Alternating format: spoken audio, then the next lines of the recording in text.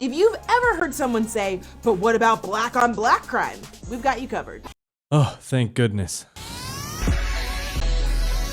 Scrolling through your Facebook feed, you'll probably see articles and arguments about Black Lives Matter. A lot of people are mad or just confused about this movement. I totally agree. I see a lot of anger and confusion with the Black Lives Matter movement. So here are responses to 4 questions you might hear when talking about Black Lives Matter. Oh, so you care about Black lives? Then why aren't you talking about black on black crime? First off, this assumes that the Black community isn't worried about gun violence, which isn't true. A little technicality here, but being generally worried or concerned with gun violence isn't exactly the same as addressing the black on black crime problem.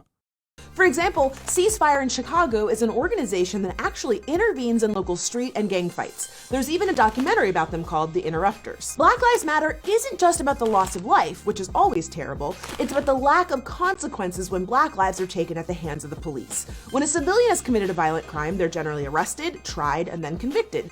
Why is it just about the lack of consequences?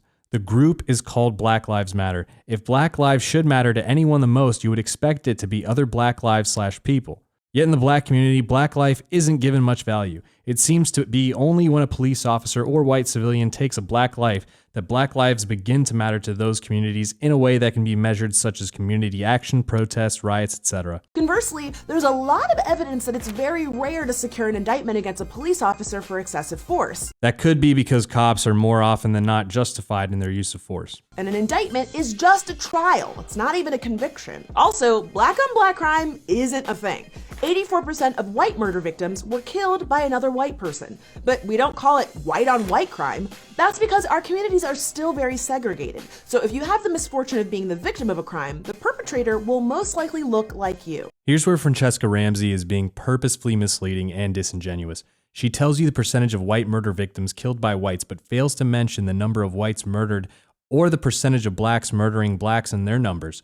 Here's why showing the percentage doesn't show the extent of the problem. If you have a population of 6 million whites and whites killed 10 people, 8 of them being white, then the white on white murder rate is 80%. Now let's say you have a population of 1 million blacks and blacks killed 100 people and 91 of them were black. That's clearly a much bigger problem than the white murders despite the percentages being relatively similar. So why do people always bring up black on black crime? Because it's a diversion. They're trying to prove black citizens don't have the right to be outraged about police violence because their communities have a crime problem. But the truth is, black people are not more violent or more likely to commit crimes than anyone else. What? This can't be serious. How can anyone even utter a sentence like that with a straight face? Notice how she doesn't even provide any factual evidence or a single statistic to back her claim. Because it's impossible. Even twisting the most absurd data wouldn't work to justify this blatantly erroneous claim. But we'll save the stats and evidence for later, so don't forget this statement because we're going to go get back to that. The reality is, because of a history of institutional racism, black communities have higher poverty rates, suffer from poorly funded schools, and are more likely to be targeted by police. If institutional racism is to blame for these 3 problems, then how come other communities such as Asians don't also suffer from these problems? Chinese immigrants and Japanese immigrants who typically came to the US with nothing also suffered from institutional racism from where they could live, internment, segregation, etc.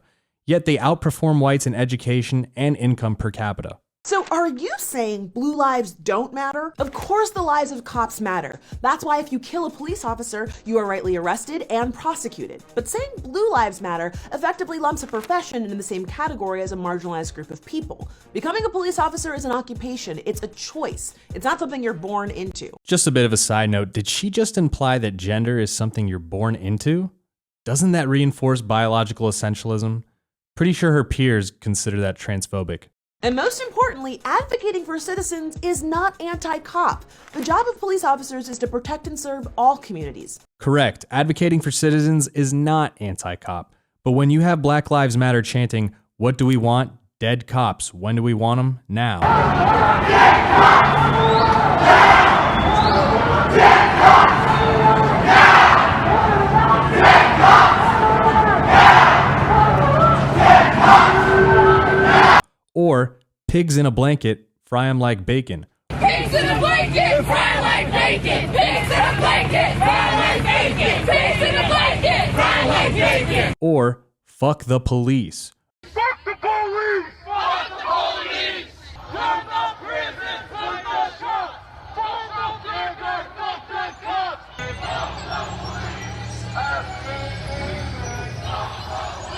Or when you have Black Lives Matter activists who shoot and kill multiple police officers just for being police officers, then it's hard to argue that Black Lives Matter as a movement and ideology is not inherently anti-cop.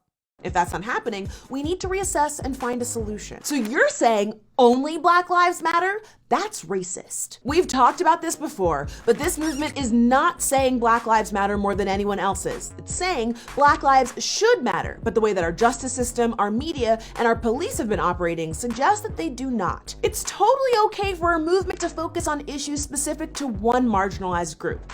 Gay bars aren't unfair to straight people. A breast cancer walk isn't unfair to other forms of cancer, and Save the Rainforest isn't saying you hate all other trees. This is very true. Gay bars are not unfair to straight people, and breast cancer walks aren't unfair to other forms of cancer. But gays aren't telling people they are bad for being straight or attending normal bars, and breast cancer walk participants aren't claiming that other cancer awareness programs are trying to minimize their plight, etc. Whereas with Black Lives Matter, if you say all lives matter, or if you dare say or post signs saying it's okay to be white, then those actions are denounced and labeled as racist and bigoted and trying to delegitimize Black Lives Matter. To quote one law professor's letter, the subtext of Black Lives Matter is, because of the brutalizing and killing of Black people at the hands of the police and the indifference of society in general and the criminal justice system in particular, it is important that we say Black Lives Matter. How is society indifferent to the killing of Black people? When was the last time you saw riots and mass protests over a police officer killing a white victim? What about Justine Damond, a white Australian woman who was shot by a Black Somalian American police officer? There were no nationwide protests. She was unarmed, in her pajamas, and the officer was not convicted. What about Kelly Thomas, an unarmed white homeless man who police officers beat so badly that he later died in the hospital from his injuries? This is not a problem unique to blacks. But what about the white victims of police violence? There's way more of them. Yes, there are more white people killed by police officers than Black people. But when you look proportionately within the populations, Black Americans are 2.5 times as likely as white Americans to be shot and killed by police officers. Black men make up just 6% of the nation's population, but of all the unarmed people shot and killed by police in 2015, 40% of them were Black men. Those numbers are tragic. Okay, how convenient. Now she wants to talk about proportionality and mention Black statistics. Okay, let's do that now. It's true, although more whites are shot in total on a per capita basis, Blacks are 2.5 times more likely to be shot and killed by police. She's also correct in saying that Black men make up 6% of the population and that 40% of those shot and killed by police are Black men. Now, remember when I said we would get back to her claim about Blacks not being more likely than other groups to commit crime? Well, let's take a look at the numbers.